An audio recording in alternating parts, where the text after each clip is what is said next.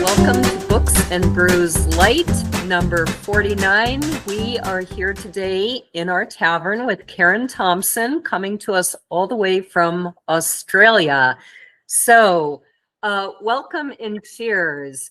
You had said on your page that if I were there in Australia with you, you would be pouring me a warm cup of coffee. So, cappuccino is what I got, and these mugs are so small that I made two of them. So cheers and welcome. And given that you're in Australia, I think you're heading into your spring, aren't you? Yes, spring. Although it's quite hot already, so I think we skipped spring. We went straight into summer. What part of Australia are you in? We're at Sydney. I have been there. I was out of the country for 36 hours, and we spent part of that in Sydney going to a Neil Diamond concert. Oh, And nice. I would tell you what year it was, but I don't remember. It was whatever year he was there. So it was a really, really fun trip, and we got to go around all those stores by the what do you call that, eggshell type theater? Oh, the Opera House. The Opera House, that's right. I used to know. I'm starting to forget things, things I used to always know. But yeah, it was a really fun time. And have you ever seen those people? They walk over the top of that bridge. Oh yes, no, that's not for me. I just look at them, smile, and say, "All right for you, but not for me." Right. It I'll was go under amazing. the bridge. I'll go under the bridge, and I'll go with the train and the car, but that's about as far as I'm going with that bridge. Right. Well, at the time, we still thought it would be really fun to go back one day and do that. And I figured, they've got you strapped into all the webs and harnesses and everything. So if they were routinely killing people, they would have gone out of business. So I thought that was anyone falling off the bridge, but it's high, and the thing is, it's very, very windy. So you've got to hold on for dear life, and I'm thinking to myself, man, life's too fragile for us to go through those kind of things, Right. Yeah, I thought about how windy it must be, because I used to live in Bremerton, Washington, which is across the water from Seattle and Tacoma. And so a lot of times I would drive down through Gig Harbor and across the Tacoma Narrows Bridge. And I'm sure my car was nowhere near as high as those people were, but the wind was always, always strong there. So that was one of the first things I thought of. So give my audience an introduction to who you are and a little bit about your books. Well, I'm Karin Thompson. I am married 48 years. I have 2 grown-up boys. Also married, and I have 3 beautiful grandchildren. I enjoy writing. I try to write books that make you want to turn the pages. I try and make my characters come alive. So if I have several characters, hopefully you find yourself maybe hating one, or finding yourself in the other one where you think, oh, be nice, And so I try to dramatize the characters and really engage with their feelings and their emotions. And, if this was really happening to them, how would they react to these situations? So really try and make my book as alive as possible, which I've had a lot of good feedback from. People cry, people laugh, people say to me, oh, I'm going to kill that woman, Right. Well, I had to laugh at some of this because Sean, in my book, he is somebody that a lot of people hate. But also, when you said you try and make them do what people would really do, I'm not going to name the name of this book. I don't think I even remember it, let alone the author. But it was about the man who built the cross that Jesus died on. And I was so excited to read this book. Like, what a great concept. It's like the fourth wise man, or the robe, if you're familiar with those. And the farther I got into it, I was ready to throw that book across the room, because things happen like this guy who builds the cross meets this young Jewish girl. And within the page, they're walking along holding hands. And I'm thinking, if you know anything about Jews of that time, she's going to be considered a complete floozy. if she's holding a guy's hand that she just met, but then to top it off, and I'll give you just this one other example. I could write a book on all the examples like this. They're off to hear, I don't know, somebody preach or whatever. And all of a sudden we find out her brother is being crucified at the moment. And I'm like, you forgot that your brother was being crucified and went off to hear, it might have been Jesus they were listening to. I don't know. But my head was about to explode. Did you even read your book a second time before? Because who forgets that their brother is being crucified at the moment and just starts holding hands with a stranger? So I appreciate when authors really think through, what would I do in that situation? Or what would this type of person? So, I wrote my book, The Rest Haven Cottage series. It's down by the sea. And so when they built the cottage, the retired couple, she did the garden. And so I just took flowers that I liked and plants that I liked, and I made their little garden. And one of my readers contacted me and said, your plants would all die by the sea. They're not sea plants. They can't take the sea air. They can't take the whole sea coast. And I never for 1 minute thought about it. So I had to go back and look up, all right, what plants grow by the sea. But people do get quite involved in your stories. They get very involved in reality, even though it's all fiction. Right. So you have to be careful that, like you say, the ideas have to be real and the settings have to be real, because, those plants are all going to die. And I keep talking about her beautiful garden as you walk down her garden to her house. But obviously all these plants would have been dead by then. So I had to change all the plants around. So years ago, I learned the importance of very, very thorough research when at the time I was married to someone from Ireland. So he knew Irish history a lot better than I did. And he was reading a book about Robin Hood. And all of a sudden, Robin Hood and his merry men are eating potatoes. Well, I wouldn't have thought twice about that. But being from Ireland, he couldn't finish the book. He's like, there were no potatoes in that time. They didn't exist yet. And, probably most people aren't going to know that off the top of their heads, but he did. And so it really, when I saw that firsthand, and I was in my early 20s, I went, wow, you need to research everything because somebody out there does know.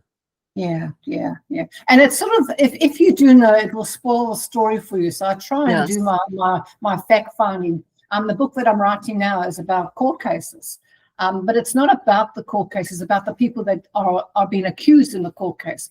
But be that as it may, as much as I'm dealing with the character, the reality is she's in a court case and she's being accused. So I have to know some dynamics about a court case, or what's been acceptable language and what is not acceptable language and that type of thing. So I've had to do a bit of research on that because I've never been to court. So I don't know what goes on besides the movies, and I don't know how accurate the movies even are, Right. And I learned that lesson the hard way. When I first started writing, I watched Braveheart because that's about the time my books are set. I knew that they didn't wear blue paint as late as the 1300s. I didn't know that they didn't wear kilts. So I kind of joked that once I wrote the book, I started researching more, and I said I had to go take all their clothes off and give them a whole new wardrobe. Because, right. So, again, back to research. Now, how did you get your start in writing? Have you been doing it all along or recently? No. I just felt something inside that God wanted me to do something, but I just couldn't put my finger on it, And so I knew it wasn't like another connect group or pastor at a church or anything like that. I just knew there was something, and I went with a friend to Find Your Potential course. It wasn't even a Christian course. And the guy said, close your eyes and see yourself at 90 years old. And what would people say? You are a great. And then the word just came author. And I thought, right. And then I felt God wanted me to write my testimony about how God, saved me from abuse and how he healed me and the journey of my forgiving my father. And that was my first book, My Journey to Enjoying My Life. And I thought, okay, I've written it. Tick. Okay, done. And then a few months later, I need to write another book. And then I thought, okay, tick, done. I've done 2 books now. I mean, who does 2 books, And then here it is, 8 years later, I'm on my 9th book. But Yeah. I'm as smart as everybody else, that I write. Right. When I was looking at your books on your site, it jumped out to me that this first book you wrote was about healing from abuse and trauma, coming to a place of forgiveness. And it seems like a lot of your novels also deal with difficult family dynamics and betrayals and things. So would you say that they're semi-autobiographical or unintentionally so? No, intentionally. I find whenever I do minister or share, my main focus is forgiveness, because for me, I believe, you can't go forward if you live in unforgiveness, because God requires you to forgive. I mean, it's not a suggestion, it's a commandment. So he wants you to forgive. And so I deal with a lot of trauma in my characters. They have things in life that you sort of feel like, I can't come back from. I can't breathe. Life has just got so low, and I sort of take them through a journey, and where they have to forgive. They're at a crossroad where there's just no plan B. If you don't forgive, life is just going to keep going like this. You need help, and the only way forward is to just let it go and let God work with it. And so, I find through my whole book, every book that I write, there's a theme of forgiveness. And one person, several people, or be it as it may, and how God changes the situation around once you open the door to let healing come in and forgiveness come in. Right. And that's such an important topic. And I take it that you would agree with all those who say forgiveness is really for you, not for the other person. Oh, totally. Yeah, I mean, you forgive, and you think that, holding unforgiveness, you think the other person's being punished, but it's punishing you, because all those emotions have to go somewhere, and they go into your body. And then, the temper comes, the anger comes, your organs start misfunctioning, you get high blood pressure, because you're always living on your last nerve, you're always tense, you're always uptight, you're easily offended. All these emotions affect your bloodstream, your organs function properly. So the price that you pay, you've got to say to yourself, is it really worth it? Because it's costing you more than you really want to pay. And I think a lot more than most people realize. And when you're putting that energy, I did start to read, I think I got maybe about 3 chapters into your book that are available online if you sign up for your newsletter. And so I could really relate to that, the stuff you were talking about, that the dad yelling all the time and the mom not standing up and always having to be busy. You're not allowed to sit down. I mean, that's exactly how I grew up. You could not be caught sitting down doing nothing. And that's, 40, 50 years later, something that I'm still, when I go to pray, all I can hear is this voice saying, you're sitting around doing nothing. Absolutely. And it's, but I really, what you say about forgiveness is so important, because if I were spending energy being mad or angry, I couldn't do what I do, and I enjoy my life. So I hope that people will look into that, and, because I think most people have something to forgive. Some people have really wonderful lives and very little to forgive, but most of us have something. Oh, definitely. And the thing is, it's not a one time takes care of everything. Somebody's always going to offend you, because we live in quite an angry world. I mean, you just have to get in your car and go to park, drive down the road, and someone's going to cut you off, and you'll have another opportunity to be offended. I mean, even Peter said to Jesus, 7 times? And he said, no, 70 times 7 in a day. And you just hope, my goodness, am I going to be offended like 490 times? I hope not, But, right. I think it's something we have to decide. We've got to be tough-skinned and tender-hearted.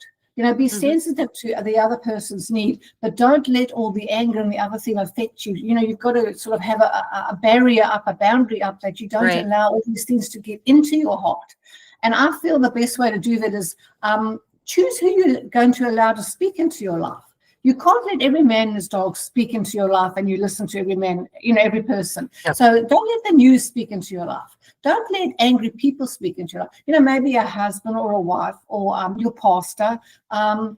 maybe your sister, your brother, someone that you respect, someone that you have reverence for, someone that you think has a bit of good common sense and knowledge. But you can't let the media speak into your life. You can't let people with flaky ideas speak into your life, because all that's going to do is, it's too much information. And it's just going to cause you so much confusion that you lose your footing. So if you just have several people that you will listen to, and that's it, and the Bible, and that's it, you'll find you'll have much firmer grounding on your life, and you just ignore the rest. Right. And so choose wisely. Now, you obviously you're writing both fiction and nonfiction. Do you have a preference, or do you find one easier? I like fiction because I like to make characters up. And then, of course, every book has a bit of my life. And because, what else do you write about but what you know? Right. It's just the way it is, and I find myself in all the books. So I tend to write up. I like writing fiction because I can make the character up, and then I can put, she can be an anxious person. That one can be a people pleaser. That one can be a bit miserable, so-and-so. So you can make them and then play them all on each other, because that's life, isn't it? Play them all around. And you don't have to be best friends with everybody, but you sort of come to a happy ending and a happy negotiation where how we're all going to manage this, And I really enjoy the weaving and dealing, to be honest. Well, and I think too, I like what you're saying about putting these things about forgiveness into a story. I think a lot of people, they can read, say, your first book, your nonfiction, and go, oh, well, you don't understand how terrible this person was. I can't forgive that. But when you read it in a story, it comes in more indirectly. And I think people can often think about it in a different way and maybe see it in a different way. Now, is your fiction, do you consider it Christian fiction or more fiction from a Christian worldview? Maybe the latter. I sometimes make the person say they're going to pray, but I put it more under clean, wholesome books, because I want to have the message of forgiveness to the whole world. And sometimes when you put it under a Christian banner, the person that really needs the help doesn't read it. So I thought, I battle a bit with that, I'll be honest, because I'm not trying to unidentify with Jesus because he's my whole life. But I just felt, no, let's just open it up to everybody, and they can follow the thread. And then, of course, if anyone goes to my website, you can see I'm a Christian. I don't hide that. But I just wanted to be open for everybody to realize that, it's not a Christian idea. It's a fact of life. You need to forgive. God wants you to forgive. And if you learn to do that, you open the door to God to help you. Right. Well, and I think that a lot of what the Christian faith teaches really is just telling us how to live a good life.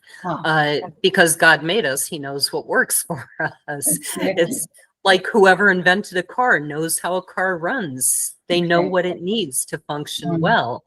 And I often think it's sad that people see Christianity as rules that limit them, when in fact they're just really good, healthy ways of living emotionally and physically. Absolutely. And like I say, they're not suggestions, they're actually commandments. The Lord's Prayer says, forgive others as I forgive you, so and you've got to think about it, carrying a bag of all this garbage and all the junk. How can it not affect your life and affect your relationships? And eventually you become so miserable, so depressing, so no one wants to be with someone like that. So your walk gets smaller and smaller until eventually you're just on your own, because you're just not a happy camper, and there's enough in the world. And I knew someone like that, and I learned that's not a good way to be, because you're only making yourself unhappy in the end by driving everyone away. And have you ever heard this saying, happiness is moral obligation? Oh my goodness, I haven't, but that is actually a very good thing. Yeah, it's that's somebody here in America named Dennis Prager says that, but when I was researching it for a piece of writing I was doing, it's actually a very old philosophy that goes way, way back before him. And it's kind of about that you are affecting other people. You might think, well, I'm just unhappy and that's just about me. But the fact is, you're impacting everybody around you. And as you say, eventually they'll just go, I don't want to be around you anymore. It's too miserable. So you have a piece of reading ready for us. Yes, I do. I'm reading from my new book, my latest book, My Best Friend's Secret. And I'm reading a part where there's two, Emma and Hudson and Bella. Bella and Hudson are twins, and Emma's the neighbor.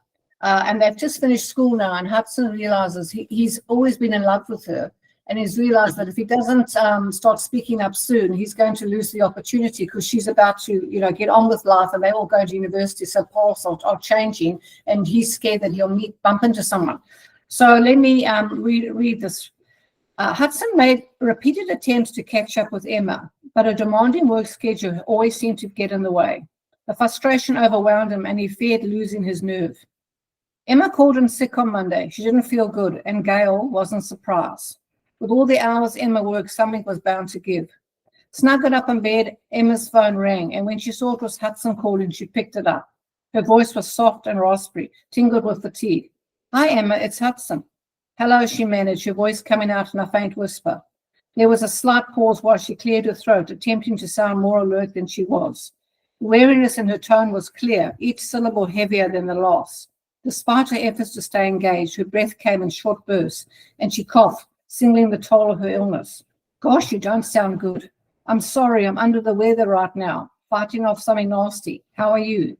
Is there anything I can do? I'm at home today studying for a test. Do you need anything? I'd love a cup of coffee from the cafe if it isn't too much bother. Not at all. I'll be around in a jiffy. Hudson grabbed his car keys and headed for the car. Would today be the day that he would declare his love for her? Half an hour later, Hudson knocked on Emma's front door. Come in, Emma called from the bed. She was in her beige sweatpants, sitting on her bed with a box of tissues next to her. A vibrant crimson blanket developed around her. Hudson placed the 2 cups of coffee on the bed and handed one to her. Weak, just like you like it. Thank you, you're a lifesaver. Hudson sat alongside Emma. They spent countless hours together like this, talking. Despite Emma looking pale and tired, he could no longer ignore the truth that he buried within him. A sudden urge washed over him, and he knew he had to tell her, there and then. It was now or never. Emma, he began, his heart racing, when he glanced at her. She forced a smile. All she wanted was to sleep, unaware of the storm brewing inside of him. There's something I need to talk to you about. Emma's expression shifted, curiosity dancing in her eyes. What's wrong, Hudson? You look serious. Yeah, it's just, I've been thinking a lot. He paused, gathering his thoughts, sensing the moment between them. Since we've met, you've meant the world to me. You've been my best friend, my confidant. It's more than that, Emma. I've fallen in love with you. The world around her faded to a blur. Emma looked at him in silence, her eyes wandering in disbelief. The air was thick, and he continued, pouring his heart out.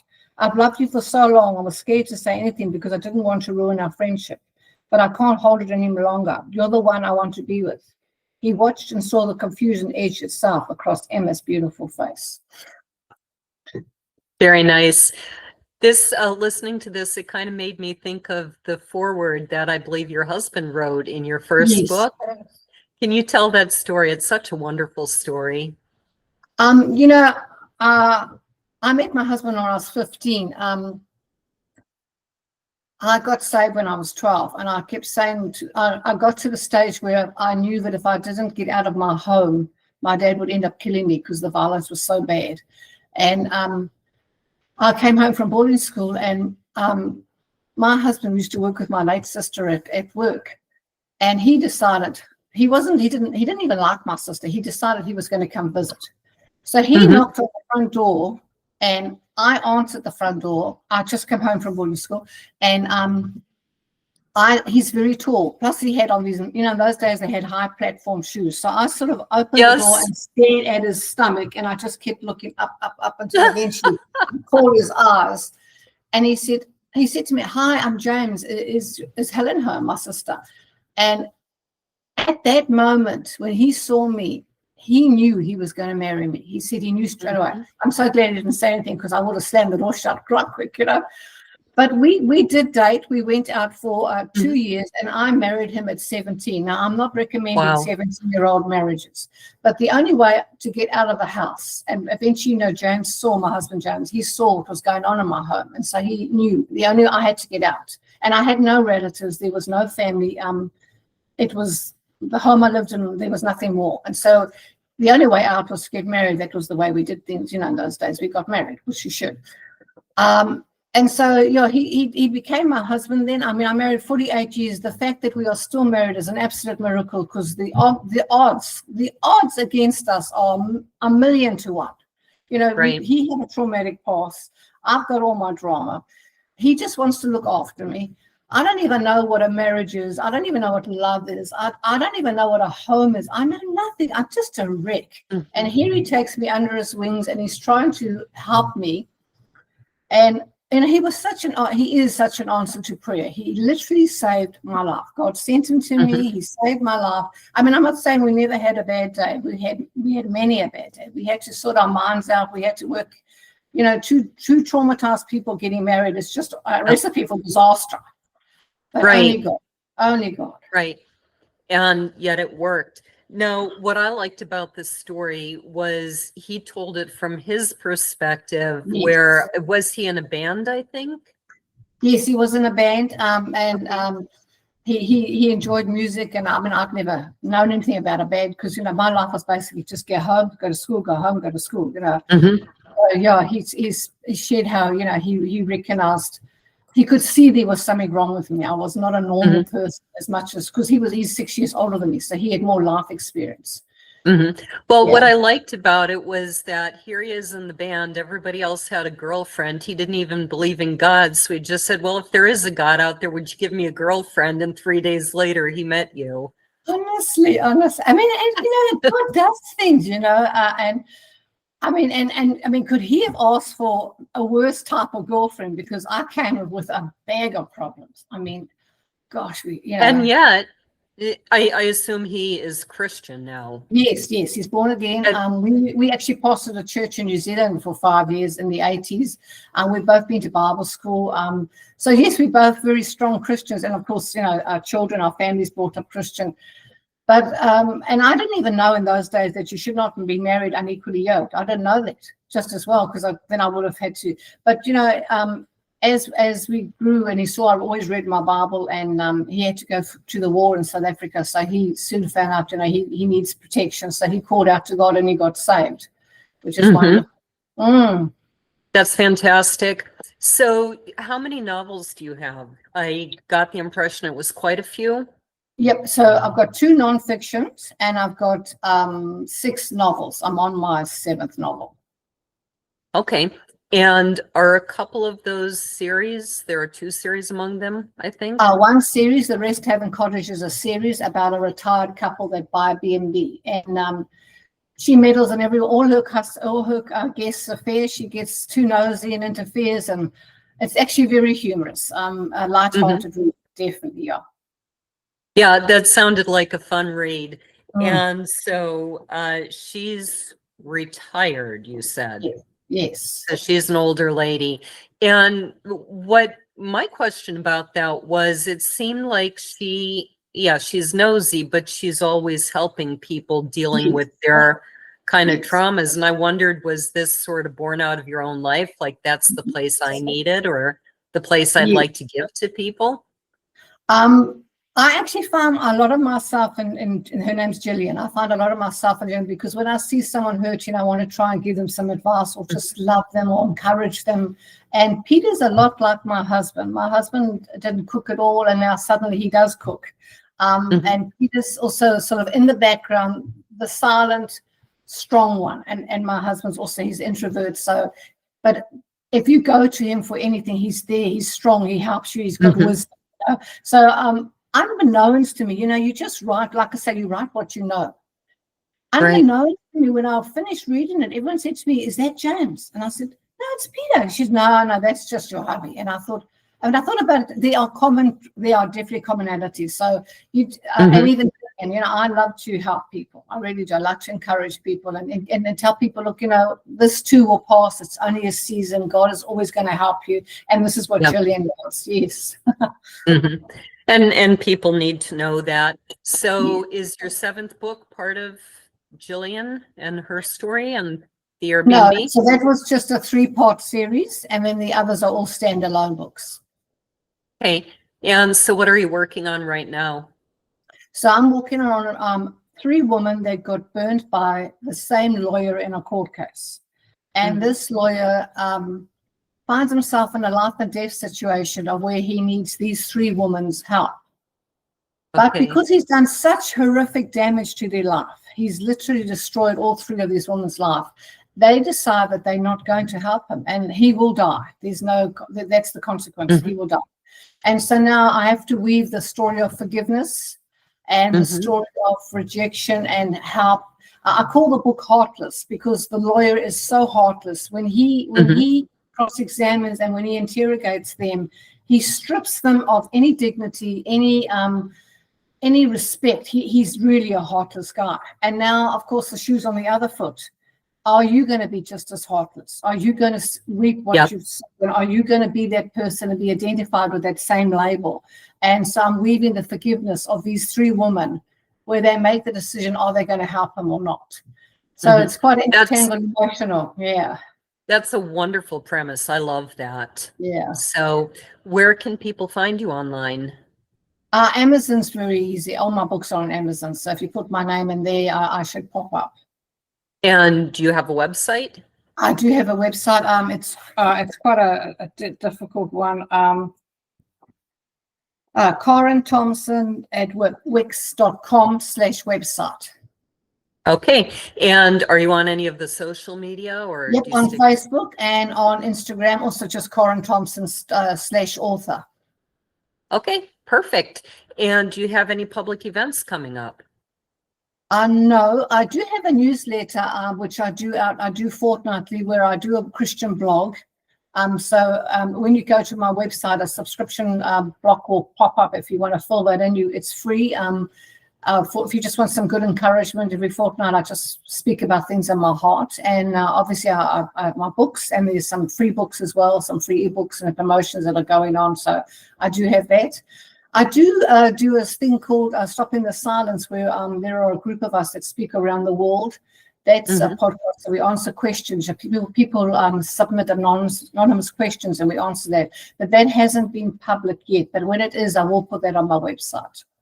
All right. That sounds good. People can find me at booksandbrews.net, lauravosica.com. It was briefly offline and it's up again. I caught that. GabrielshornPress.com, and that is the site of our sponsor. They are about to publish yet another new book by one of their other authors. And Glenmerrill Farms, I should write down my correct website. It's glenmerrillfarms.wordpress.com, where you can see all our wonderful animals. I just did some major updating to that. And we have coming up next, Lynn Stone. This is a very different from any book I have ever interviewed an author about. It's called Till Death Do Us Part, a practical guide for preparing for the inevitable. So I've never done anything quite like this. So I will be talking about death, which is appropriate for October, I guess, the season of Halloween. And so we're looking for Christmas books for our December episodes. And we're looking for an author of medieval fiction to film in a very wonderful place that we found that would be perfect for such a book. So we're looking forward to next time. Thank you very much for being on. Cheers.